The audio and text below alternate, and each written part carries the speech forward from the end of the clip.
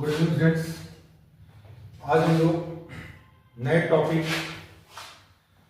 Revolutionaries पर चर्चा करेंगे जो क्लास 10 का है।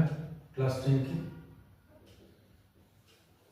रिवोल्यूशनरीज जो क्रांतिकारी संगठन जो बना उस समय यूरोप में, उसके बारे में चर्चा करें। देखिए, हम लोगों ने पहले पिछले क्लास में कंजर्वेटिव के बारे में और लिबरल्स के बारे में पढ़ा। लिबरल्स जो डेमोक्रेसी की बात कर रहे थे, रिपब्लिक की बात कर रहे थे। कंजर्वेटिव रिजिम जो मोनार्की को सेटअप करने की बात कर रहे थे। तो वाटरलू के युद्ध के बाद, नेपोलियन के हारने के बाद कंजर्वेटिव रिजिम जो है सेटअप हुआ इन 1850। कंजर्वेटिव रिजिम सेटअप इन 1850 वे ऑटोक्रेटिक। और ये क्या थे? ऑटोक्रेटिक थे। और ये क्या कर रहे थे? मोनार्की को और चर्च को सपोर्ट कर रहे थे। लेकिन उसके अगेंस्ट में बहुत सारे रिवोल्यूशनरी जो है, क्रांतिकारी संगठन जो है वो तैयार हो गया।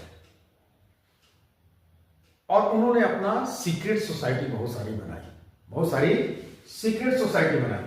अब सीक्रेट सोसाइटी बनाने का कारण क्या था?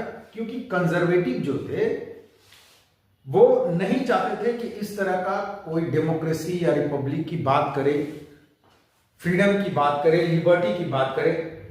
और उसके लिए बहुत सारे वो लोग सैंक्शंस लगाने लगे, पेपर पर, मैगजीन पर और भी तरह चीजों पर सैंक्शन लगाने लगे, संगठन पर, ऑर्गेनाइजेशन पर सैंक्शन लगाने लगे। तो बहुत सारी सीक्रेट सोसाइटी यूरोप में बनने लगी, जो गुप्त संगठन, और जो गुप्त संगठन जो है वो फ्रीडम के लिए और डेमोक्रेसी के लिए काम कर रही थी।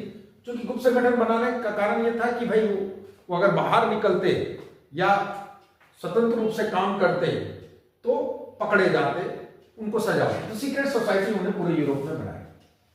Secret society spring up in many European states, they fought for liberty and freedom. और ये लिबर्टी और फ्रीडम के लिए फाइट करने लगे। जोसेफ मेजनी मेंबर, उसमें सबसे इंपॉर्टेंट थे जोसेफ मेजनी, जिन्होंने दो सीक्रेट सोसाइटी बनाई, young Italy in Versailles, young Europe in पर। दो सीक्रेट सोसाइटी इन्होंने बनाया। और सीक्रेट सोसाइटी के द्वारा इन्होंने बहुत सारे क्रांतिकारी काम किए। जोसेफ मेजनी का कहना था कि गॉड हैज इंटेंडेड नेशन, भगवान ने राष्ट्र को बनाया है।